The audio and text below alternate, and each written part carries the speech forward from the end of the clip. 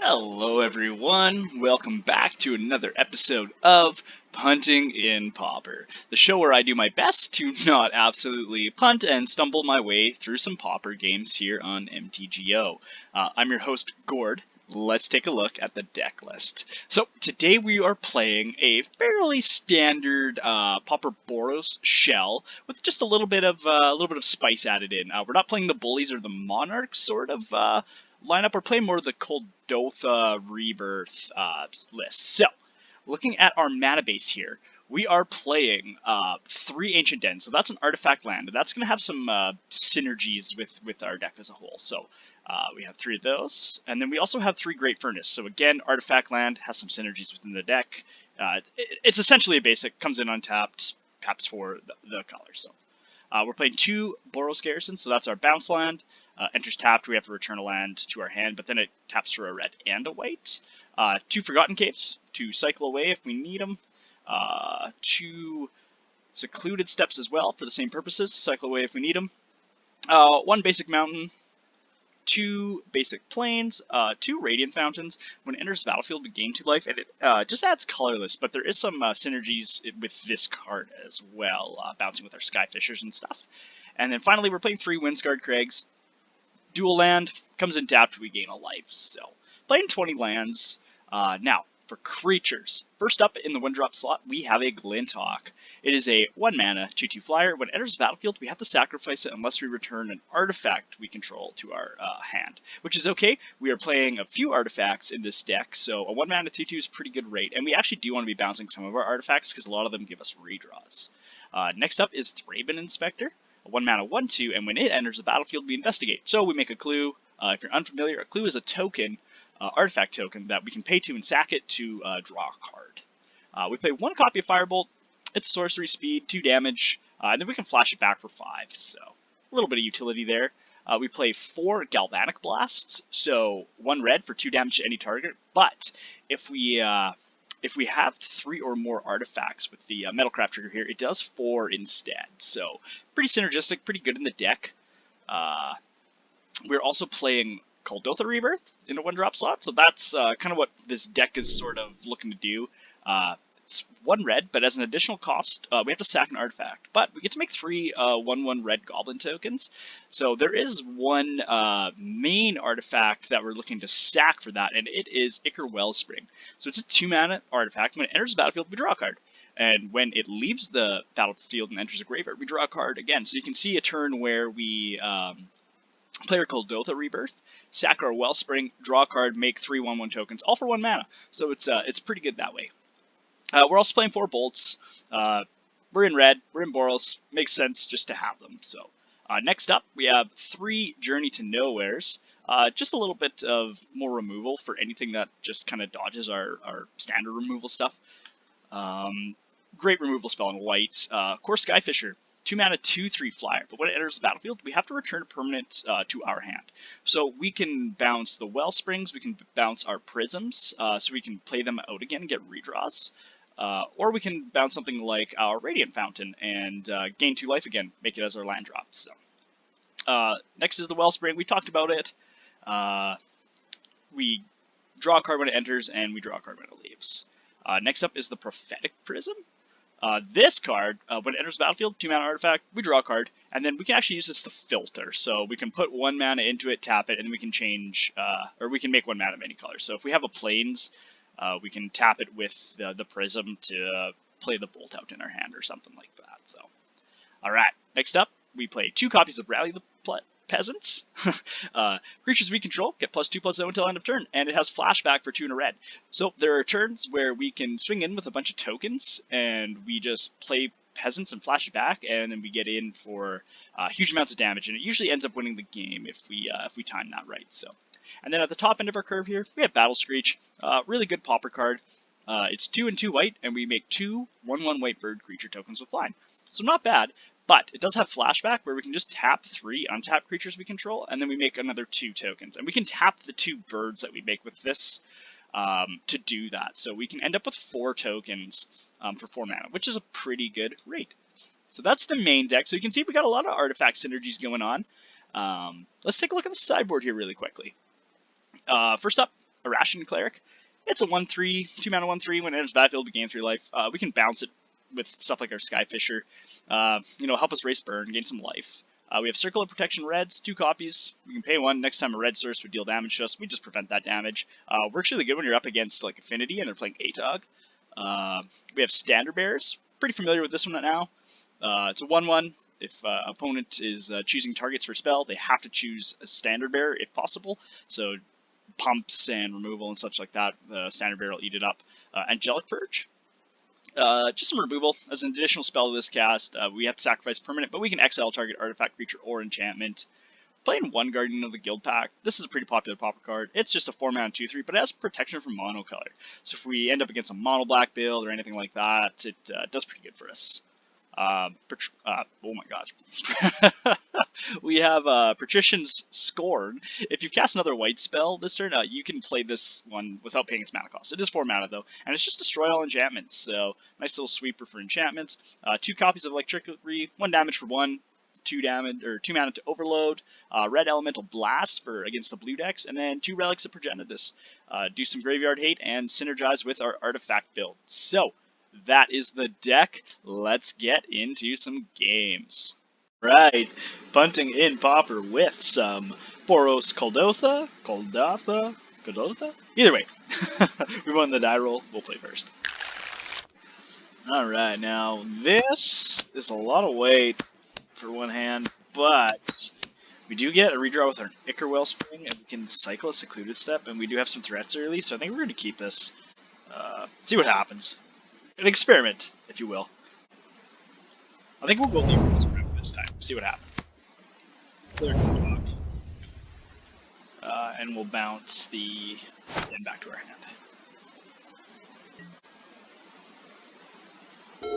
Pass to our opponent. They play Forest. Okay, and Young Wolf. So we might have made the right call. Just like Stompy, right? Although Undying, maybe this is some sort of Aristocrat sacrifice deck. We draw a Galvanic Blast. Okay. So we'll play Ancient Den. And we'll go to combat for 2. Attack with our Glintock. We are going to cycle this Secluded Step at the end of there. Get a redraw, hopefully hit a red source. Alright. Opponent plays another Forest, goes to combat. And then Servant of the Scale, 0/0, enters the battlefield with a 1/1 counter on it. When it dies, put X 1/1 counters on target creature you control, where X is the number of 1/1 counters on Servant of the Scale. Okay, that seems pretty good. So this is a counters deck, so we have an Undying through here, and okay, Sky Shroud Ridgeback with Fading 2. Interesting. I've never seen this deck before. Looks pretty cool though. Let's cycle our Secluded Step. Yes, another Galvanic Blast. Okay, not great. Okay, so Glintock. Well, we'll play a Radiant. Okay. We'll tap 2 for the Ichor Wellspring. We'll redraw. Rally the Peasants. Okay. Well, so we're going to take 1, 2, 3, 4 next turn. I think we're just going to attack anyways. I don't think we're going to be blocking much. Yeah, we're going to keep ourselves aggressive as well. Worst case scenario, next turn we can still play another Glintock, bouncing Wellspring, or Skyfisher, bounce Wellspring, depending on what we need. We can also always bounce Radiant Fountain to gain 2. Play a Forest. Savage Swipe. Okay, so they're going to kill out. So they're getting in for 6 for sure this turn. Okay, so they're going to proliferate, I imagine. Yep. Proliferate. So the Servant gets bigger. Oh, they're going to put more vanishing counters on that too. Yeah, so they get to keep it, so wow. Yeah, opponent has us in a really rough spot here, so we're taking 6, 7 this turn. Yikes. Okay. We're really hoping for a red source here. If we get another Wellspring, so we're just dead here. 1, 3, 5, 6, 7 for sure. If we Glintock, we can. No, we would have to Skyfisher to play Radiant Fountain again, which might be just our line. So we'll play Core Skyfisher. We will return a Radiant Fountain to our hand. And we'll play the Radiant Fountain at gain 2, so kind of saves a little bit, and we can block something this turn.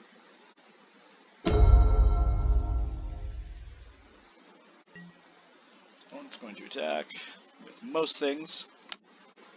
Guess we block Young Wolf. No, we block this now.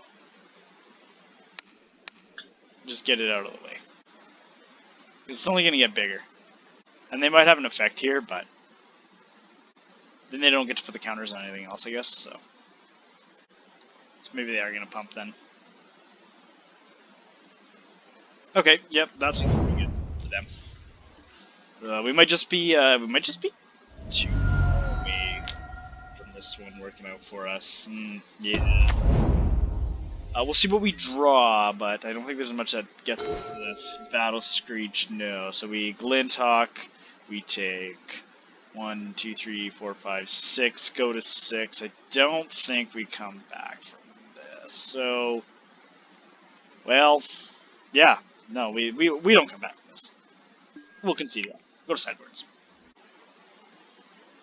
We'll play 2 Standard Bearers, go down 1 Inspector, 1 Glint Hawk. Play 2 Electrickeries. Play 1 Electrickery, go down. Go down to Skyfisher. Try like that. Alright, we'll play first again. Okay, so we have a red source and a white source. And this hand actually looks pretty solid, so we will keep this. We will play our Forgotten Caves and pass turn. This opponent plays a forest and passes to us. We draw a Glint Hawk, so we'll play Ancient. I think we're just going to get our Wellspring on the battlefield here and get it. We hit Secluded Step, so that's not too bad.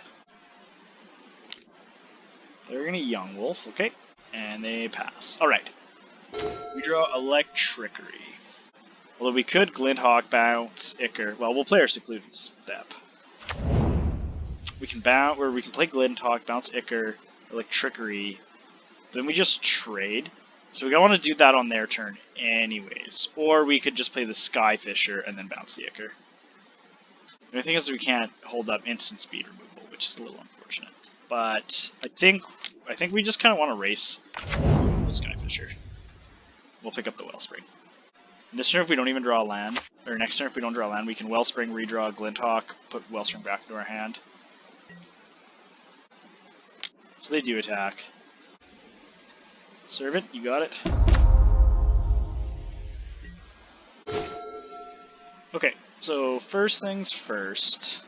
Do we want to just take care of the Servant right now, or do they just have instant speed save it, is the other question. We'll go to attack. Get number 2. Nope, they have an effect. Okay, yep. Plummet. See. Okay. So I think that means we're gonna start with an Icker Wellspring. Get a redraw. Draw Great Furnace. Forgotten Cave and Electrickery. Can't cast it with, or we can cast it with Overload. Yeah, let's do that. Overload Electrickery. Now they have no, well, I guess they can order the triggers separately, right? So that Young Wolf comes back first. So Young Wolf's a little bit bigger, so that was a little bit of a misplay. Okay, no, so it just comes back as is. So that worked out okay for us. One plays Pollen Bright. Okay, so they're going to proliferate. And they put a 1/1 counter on it. Okay. So they attack for 2. We go down to 17.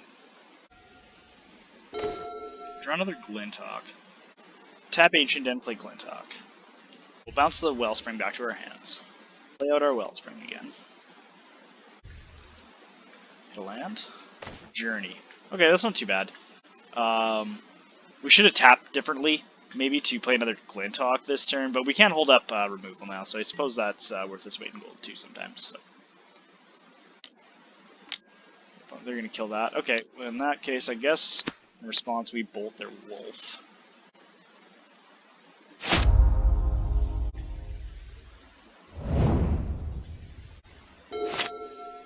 So we have a Hawk, a Rebirth, and a Journey, so I'm not feeling too bad about where we are right now. We take 2. Gonna That's 3 cards in hand. We're at 50. We draw Bolt. So, we'll try a similar line. We'll Glint Hawk. Then we'll bounce the Wellspring. Cast Wellspring. Draw Secluded Step. Well, we'll play Secluded Step. And we'll hold up removal. Alright. They're gonna attack. Yep, that's fine. We won't block. Down to 13. Plays the Ridgeback. Okay. We're just gonna take care of that now, because that thing got a little bit out of the way on us. They might have a spell here to pump it, but I mean, get it out of their hand. Okay with that? Okay, so it's gone. We draw. Rebirth. Okay, so we'll go to combat. Get in for 2. Right. And then I think we're gonna play Rebirth. We'll sack the Wellspring. Draw Wind Scarred Crag. Okay. Gain a life. And, we just pass the opponent here. We'll hold up a Galvanic Blast. Okay, so in response, Gal Blast. Let's see if they have something to do on top of that. Okay, so nice. Sweet. Woo! Alright, sideboards. I don't think we want to change a whole lot. Would Guardian of the Guild Pack be good here? This is a 4-drop. I think we'll just run it back the way we had it. We have Ancient Cave as land patrol. We have Standard Bearer, Electric Tree. Oh, we don't have much for redraws, but I think I'm okay with it. So we'll try it. Might be risky, but that's Young Wolf. Ooh, Ridgeback. Okay. We have not hit an untapped source, so I think we're just gonna play our Windskirt. That essentially turns us into a 1-2, or sorry, a 1-3, as far as the deck goes for this turn. So they got Servant. Okay. And they hit us for 2, down to 19. Okay. Thraben Inspector. So we'll play an Ancient. We'll play Thraben Inspector. And they can play Pollen Bright now. We'll hold open the Bolt to... Or no, they can't. Okay, no, this is fine. This is fine, yeah. We just hold up for Pass the turn. So that has to go, right? Okay, so they get one more turn with it. They attack. That's fine. We'll take 2. Destroy target artifact, hey? Yep, that's pretty good for them. Well, let's do this now. Do they really want a Savage Swipe right now for that? Yeah, them hitting our mana really hurts. Opponent definitely brought in the sideboard cards to mess with us, so it looks like they will do something. Okay, so they're going to Giant Growth it now. Okay. I'm almost just happy we got that out of their hand. We get to untap here, so... Alright.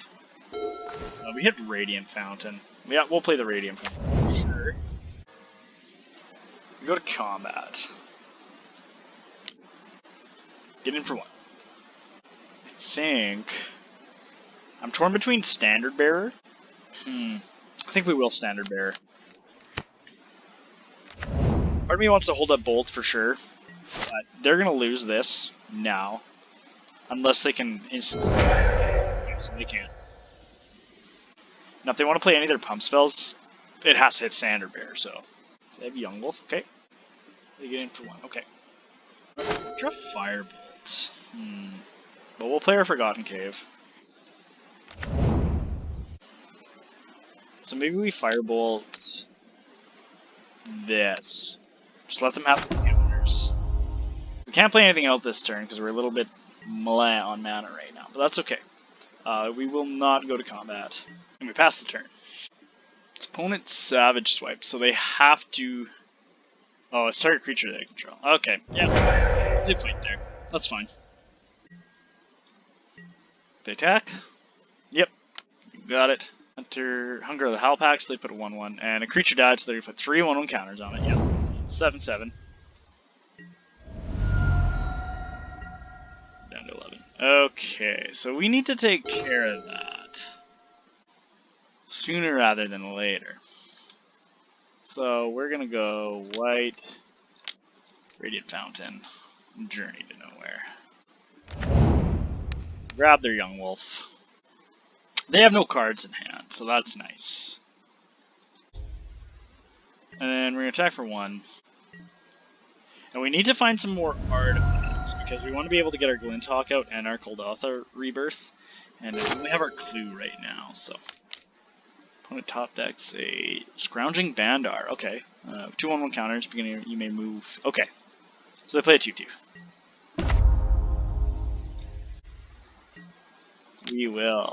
We'll just bolt it now. We drew ourselves. Okay. So we drew opponent out of cards. In this position, they might have been able to come back. Honestly, like we don't really have a whole heck of a lot going on. But I think what I would have done that turn is probably would have like tapped the Forgotten Cave, played the Garrison, used that mana for Kuldotha, sack the Clue. Then we could start getting in for 4 a turn, and then we could cycle our Forgotten Cave after that to get a redraw and try to hit some more gas or an artifact or something for our Glinthawk. So, right on. We'll go on to the next one. Alright, so how did we do this week punting with Boros Kuldotha? Well, when all is said and done, the deck did what we wanted it to. It pulled out a win for us against a very interesting mono green counter slash stompy list. And as you can see, the deck is able to make a whole bunch of tokens between Rebirth and Battle Screech, and then our Glinthawks, Inspectors, and Skyfishers are there as reasonable threats. Inspector getting us redraws, and then our artifact package supplies us with a lot of redraws, right? So there were some turns where we're Prism, Skyfisher, Prism, draw, draw, draw, and it can kind of generate a lot of advantage, especially late game when we have a lot of mana open. So I would definitely say that the Monarch or the Bullies list is a little bit more successful likely than this kind of setup, but this one really intrigued me, so I just wanted to go ahead and give it a try. Obviously, probably do a little bit of tweaking in the sideboard as well, but yeah. Anyways, I wanted to try something a little bit different this week. We just tried the one game, so let me know what you think. If you like just the one game, that's great. We can do that too. And if you guys think that 2 games is better, I'm more than happy to do that for you guys. So a little bit of an experiment, if you will, this week. But I just want to thank you all once again for joining me here on Punting and Pauper, and I look forward to seeing you again next time.